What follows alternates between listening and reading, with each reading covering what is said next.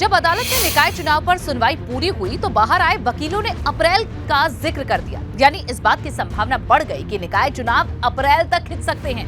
Court अगर फैसले में कमीशन का जिक्र करता है और ट्रिपल टेस्ट को लेकर सरकार को निर्देश देता है तो निकाय चुनाव का आगे बढ़ना तय है। यानी जो चुनाव दिसंबर तक हो जाने चाहिए थे वो आरक्षण के विवाद के चलते 5 महीने आगे बढ़ सकते हैं।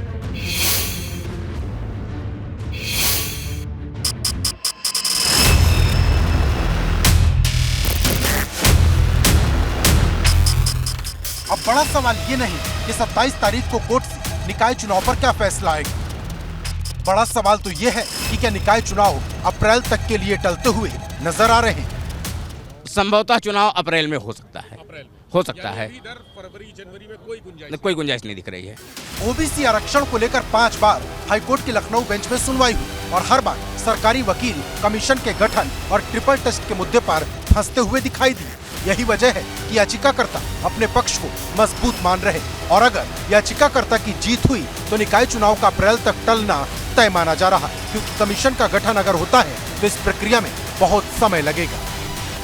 बहस करके आए हैं वकील, पूरी इनकी जो टीम है वकीलों की वो बहस करके आई है और इन्होंने भी साफ कर दिया है कि जनवरी फरवरी में चुनाव की कोई गुंजाइश नहीं है। हालांकि फैसला जो ऑर्डर रिजर्व किया गया है वो 27 तारीख को यानी मंगलवार को आएगा, लेकिन इनका जो मानना है, जो बहस हुई है आज, जो अंदर तर्क वितर्क दिए गए हैं उसके आधार पर इनका कहना है कि अब जनवरी फरवरी में तो चुनाव की कोई उम्मीद दिख नहीं रही है। कमीशन के गठन की बात भी ये कह रहे हैं कि कमीशन का गठन होगा और कमीशन का गठन जब हो जाएगा यानी राज्य सरकार को एक कमीशन बैठाना है, उस कमीशन में कौन कौन लोग होंगे इसकी राज्य सरकार ने इस आज की बहस के बाद एक अंदाजा लग गया होगा कि आगे क्या करना है और राज्य सरकार ने इसकी तैयारी भी शुरू कर दी होगी कि कौन लोग होंगे, कोई रिटायर्ड जज होंगे या रिटायर्ड IAS IPS होंगे। इस मामले में ऐसी चूंकि जो माननीय उच्चतम न्यायालय ने सुरेश महाजन ने जजमेंट डेडिकेटेड कमीशन बना करके और लोकल बॉडी वाइज स्टडी करने के लिए एक डायरेक्शन जो दिया है, तो हो सकता है उस डाटा कलेक्शन में कुछ समय लगे।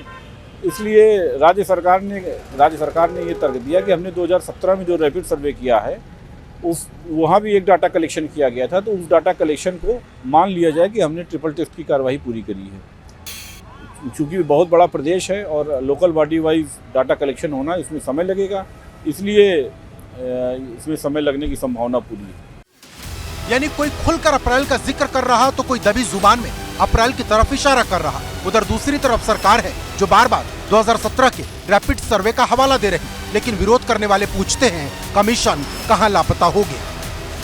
देखिए, सोशल जो आर्थिक आरक्षण है वो अलग है, शैक्षणिक आरक्षण अलग है और जो पॉलिटिक्स में आरक्षण है उसको अलग है। इन तीनों आरक्षणों को जज साहब ने यही बोला कि तीनों आरक्षण अलग अलग हैं और इनके आर्टिकल भी अलग अलग हैं सारे। अगर सभी को एजुकेशनल आरक्षण ओबीसी में जो कास्ट पहले से डिसाइड है उनको दिया जा सकता है, लेकिन सभी कास्टों को रिजर्वेशन नहीं दिया जा सकता है पॉलिटिक्स में। पॉलिटिक्स का रिजर्वेशन डिसाइड करने के लिए आप पहले एक डेडिकेटेड कमीशन बनाइए, उसी के आधार पर होगा। इसमें सुरेश महाजन वर्सेस महाराष्ट्र केस का निर्णय सुनाया गया।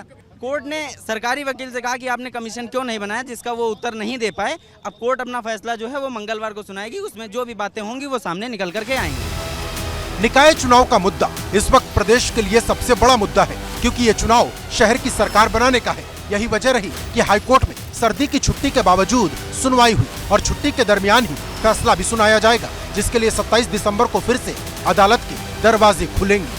आज से जाड़े छुट्टियां शुरू हो गई हाईकोर्ट में, लेकिन स्पेशल बेंच रिक्वेस्ट पर बैठी थी मुख्य याचिकाकर्ता के और ये माना जा रहा था कि आज इस मामले में कोई ना कोई नतीजा निकलेगा, किसी न किसी हल पर पहुंचेंगे, क्योंकि 4 दिन बीते लगातार सुनवाई चल रही थी और 1 घंटे आधे घंटे से ज़्यादा सुनवाई नहीं हो पा रही थी। आज सुबह से 10:30 बजे जब जज आ गए थे, डबल बेंच के दोनों जज बैठ गए थे अपनी सीटों पर, उसके बाद से सुनवाई लगातार चली, 4:30 बजे तक चली और ये कर दिया गया है कि अब इस मामले में फैसला रिजर्व है और जो रिजर्व फैसला है वो मंगलवार को सुनाया जाएगा। यानी 5 दिसंबर को जैसे ही सरकार की तरफ से आरक्षण की फाइनल लिस्ट जारी हुई थी, उसके कुछ ही घंटे के भीतर ये मामला अदालत की चौखट तक पहुंच गया, क्योंकि कई लोगों को इस आरक्षण वाली नीति में छेद नजर आता है। कोर्ट का ये कहना था कि चूंकि इधर कोई जनगणना हुई नहीं थी, रैपिड सर्वे के आधार पे आपने जो आरक्षण तय किया था वह गलत था, चूंकि उसके बाद भी बहुत सी ऐसी विडंबनाएं हुई जिसको आपने इग्नोर किया है। सब चीज़ को आपको कंक्लूड करने के बाद आरक्षण के ऊपर कोई निर्णय लेना चाहिए था।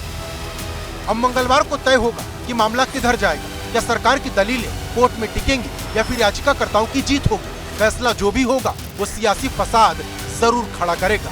Bureau report, ABP Ganga.